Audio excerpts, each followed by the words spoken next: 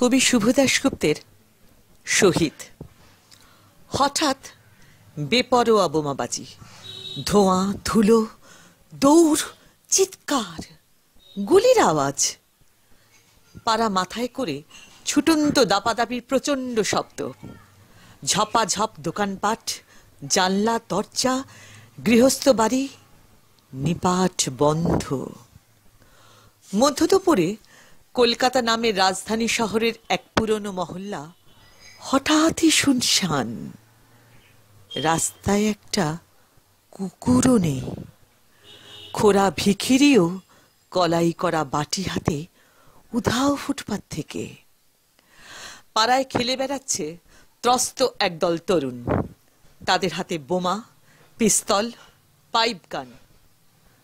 Police যখন এলো তার আগেই সাতি পাচে না থাকা কানুর রোগা কালো শরীর, বেশ কিছুটা জমাট রক্ত রাস্তায় ছড়িয়ে রেখে বোমার আঘাতে চৌচির।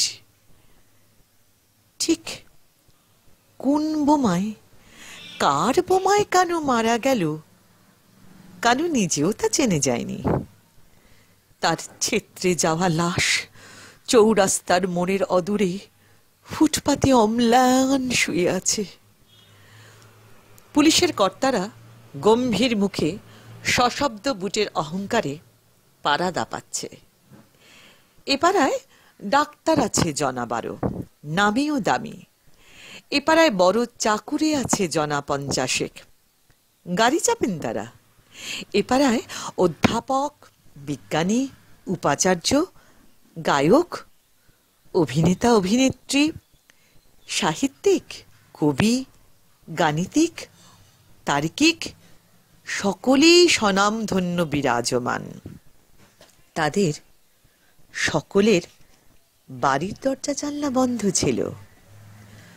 যখন কানুর মা খবর পেয়ে হাউ হাউ করে কাঁদতে কাঁদতে মরা ছেলের বুকে এসে আছড়ে পড়ল, একটা জানলাও খোলেনি। কানুর মার বুক ফাটা কান্নাকে পাশ কাটিয়ে মরা বাছুরের মতো মরা কানুর লাশ টানতে টানতে কালো গাড়িতে তুলে দিল সেপাই শান্তিরা। তারপর পুলিশ প্রস্থান করলে পাড়া জেগে উঠল। অধ্যাপকরা, ডাক্তাররা, উকিল, ব্যারিস্টাররা, ব্যবসায়ী, গায়ক, অভিনেতা, জ্যোতিষী, ছাত্র, যুবক ও দোকানদারেরা প্রত্যেকেই বাংময় হয়ে উঠলেন। কংগ্রেসের স্থানীয় নেতারা বললেন, কানু আমাদের একনিষ্ঠ কর্মী ছিল। সিপিএম এর এলসিএস বললেন, কানু আমাদের পার্টির দুরন্ত কর্মী ছিল। বিজেপির মোটাসোটা নেতা বললেন, কানু আমাদের সদস্য হয়েছিল। অধ্যাপক জানালেন, কানু মেধাবী ছাত্র ছিল জানেন। গায়ক জানালেন, কানু ক্লাসিক্যালটাই ভালোবাসত বেশি। জ্যোতিষী বললেন, আমি ওকে গোমেদ প্রেসক্রাইব করেছিলাম, কথাটা পাত্তাই দিল না। নাট্যকার বললেন, কানু ভালো অভিনেতা ছিল, নাটকটাও বুঝতো। এইসব সংলাপের বন্যায় যখন পাড়া উত্তাল, কানুর মা মর্গের সামনে ছেলের লাশের জন্য হাপিত্তেশ করে বসে আছে। গালে চোখের জলের দাগ শুকিয়ে স্পষ্ট হয়ে উঠেছে।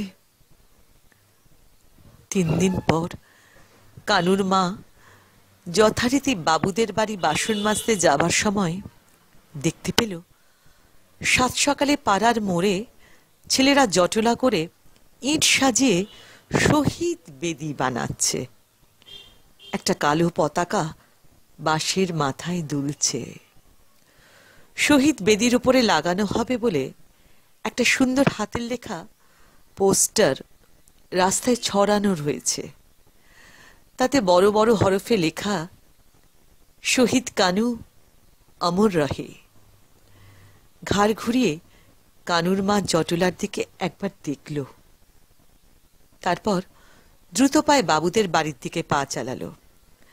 বাবুদের বাড়ি ঢুকতেই বৌদিমণি নরম গলায় বললেন, কানুর মা, আজ তাড়াতাড়ি চলে যাও, ঘর দোর আজ মুছতে হবে না। তোমার ছেলের জন্য আজ পাড়ায় কত বড় বড় নেতা মন্ত্রী গায়ক নায়করা আসবে। আজ যে কারুন স্মরণ সভা, তোমার ছেলের কল্যাণে আজ কত ভিআইপিকে দেখতে পাবো। না না, আজ আর বেশি কাজ টাজ করতে হবে না। কানুর মা তাকিয়ে দেখল বৌদিমণির ছেলে অবাক চোখে কানুর মাকে দেখছে, আর অন্যমনস্ক হয়ে একটা ক্যাডবেরি মুখের মধ্যে চালান করছে। কানুর মার দু চোখ জুড়ে কানুর মুখটা ভেসে উঠল। চোখ ঝাপসা হয়ে আসতেই কানে এলো, অমর শহীদ কানু, তোমায় আমরা ভুলিনি, ভুলবো না।